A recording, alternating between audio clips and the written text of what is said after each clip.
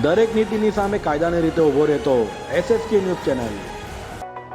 સરથાણા વિસ્તારમાં રહેતી પરિણીતાને તમારા ઘરમાં માયા છે, તાંત્રિક વિધિ કરવી પડશે તેમ કહી 14 લાખ પડાવી લઈ 2 વર્ષથી ભૂવો બળાત્કાર ગુજારતો હતો।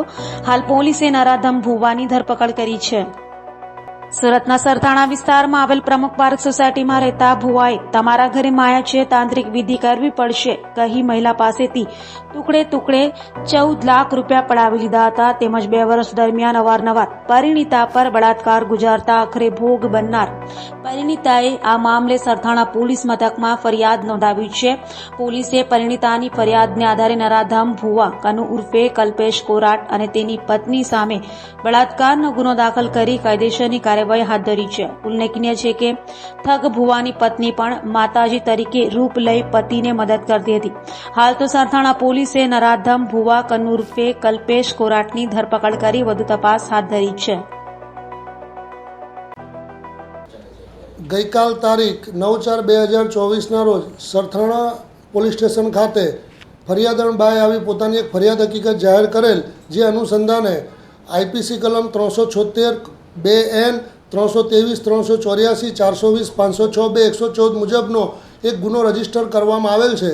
જે ગુનાની હકીકત એવી છે કે આ ફરિયાદણબાઈ પોતે જે સોસાયટીમાં રહેતા હોય તેઓની સામે બીજા એક એમના સગા સંબંધી રહેતા હોય તેઓ અવારનવાર સરથાણા પોસ્ટ હદની એક સોસાયટીમાં મોગલધામનું મંદિર આવેલ છે, એ મંદિરમાં દર્શન કરવા જતા હોય તેમને પણ એવું કહેલ કે તમે ત્યાં દર્શન કરવા આવો, તમારી પરિસ્થિતિ સુધરી જશે।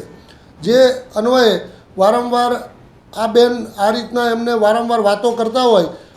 ફરિયાદણબાઈ પોતે ભુવાજીને અહીંયા અવારનવાર દર્શન કરવા જતા હતા અને દર્શન કરવા જતા હતા ત્યારે આ જે ભુવાજી જે આરોપી તરીકે છે તે તથા તેમના પત્ની જે છે એમને એવું જણાવેલ કે તમારી ઘરની આર્થિક પરિસ્થિતિ ખૂબ ખરાબ છે, તમારી થોડી વિધિ કરવી પડશે અને એમાં થોડો ઘણો ખર્ચો થશે એવી લાલચ આપી તેમની પાસેથી ટુકડે ટુકડે 14 લાખ રૂપિયા લઈ લીધેલા અને ફરિયાદણબાઈની વિધિ કરવાના બહાને ફરિયાદણબાઈને કપડાં કઢાવી નાખી તેના ઉપર વિધિ કરી અને તેની મરજી વિરુદ્ધ બળાત્કાર કરેલ હોય તેવી ફરિયાદ હકીકત આવતા સરથાણા પોલીસ સ્ટેશનના PI શ્રી ચાવડા સાહેબ નાઓએ ફરિયાદણબાઈની ફરિયાદ લઈ ગુનો રજીસ્ટર કરી આગળની તપાસ સંભાળી લીધેલ છે અને ઉપરોક્ત ગુનાના કામે જે ભુવાજી છે આરોપી કલ્પેશભાઈ નારણભાઈ કોરાટ રહેવાસી